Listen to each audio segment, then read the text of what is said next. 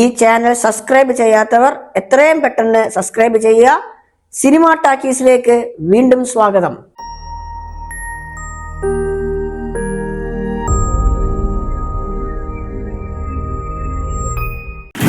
സൈറ 1-2 ഈ സമയം ബഹുമാനപ്പെട്ട mike 8 pilot ഏറ്റെടുത്തിട്ടുണ്ട്.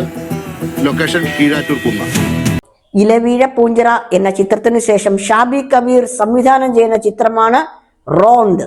Joseph, നായാട്ട്, officer on duty ഈ 3 ചിത്രങ്ങൾക്ക് ശേഷം ഷാബി കബീർ രചിച്ച ചിത്രം കൂടിയാണ് റോന്ത്.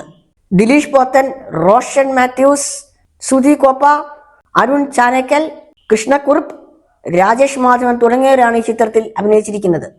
ഈ ചിത്രത്തിന്റെ ക്യാമറ കൈകാര്യം ചെയ്തിരിക്കുന്നത് മനീഷ് മാധവനാണ്. നൈറ്റ് ഷോട്ടുകൾ കിടിലനായിട്ട് ചെയ്തിട്ടുണ്ട് മനീഷ് മാധവൻ ഈ ചിത്രത്തിൽ. ഇതിന്റെ ബാക്ക്ഗ്രൗണ്ട് സ്കോർ ചെയ്തിരിക്കുന്നത് അനിൽ ജോൺസൺ ആണ്.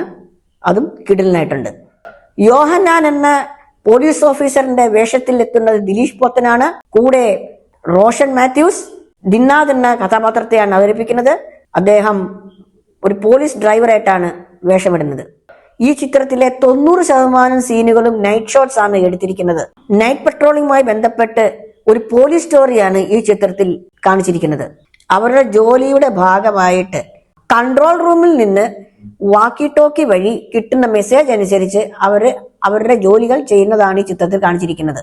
ഇവരുടെ കുടുംബ ജീവിതവും ഈ ചിത്രത്തിൽ പാരലായിട്ട് കാണിക്കുന്നുണ്ട്. ധാരാളം പോലീസ് വേഷങ്ങൾ ചെയ്തിട്ടുള്ള ദിലീഷ് പോത്തന്റെ ഒരു മികവറ്റ പോലീസ് വേഷമാണ് ഈ ചിത്രത്തിൽ നമ്മൾ കണ്ടത്. പാൻ ഇന്ത്യൻ ചിത്രങ്ങളിലൂടെ തിളങ്ങിയ റോഷൻ മാത്യൂസിന്റെ ഒരു മികവറ്റ കഥാപാത്രമാണ് ഇത്. പോലീസുകാരുടെ ഇന്റേണൽ പൊളിറ്റിക്സ് ഈ ചിത്രത്തിൽ കാണിച്ചിട്ടുണ്ട്. സമൂഹത്തിൽ ജനറലായിട്ട് കാണിക്കുന്ന കാര്യങ്ങളാണ് ഈ ചിത്രത്തിൽ കാണിച്ചിരിക്കുന്നത്.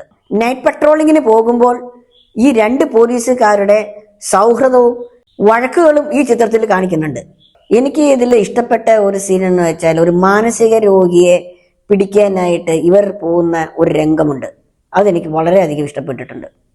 ഇത് 16+ ഏജ് ഗ്രൂപ്പ് ചിത്രമാണ്.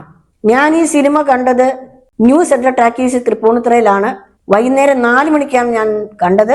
ഓൾമോസ്റ്റ് ഹൗസ്ഫുൾ ആയിരുന്നു ഷോ. സിനിമയുടെ പ്രൊമോഷന്റെ ഭാഗമായിട്ട് സിനിമയുടെ ക്രൂ തന്നെ അന്ന് തിയേറ്ററിൽ എത്തിയിട്ടുണ്ടായിരുന്നു. സിനിമ ഏകദേശം 2 മണിക്കൂർ 5 മിനിറ്റാണ് ദൈർഘ്യം.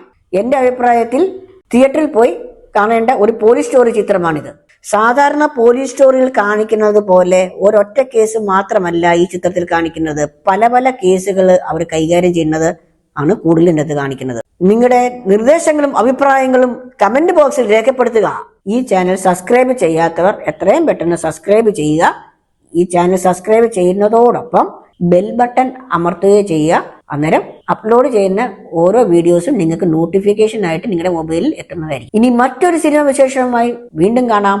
Take care. Bye bye.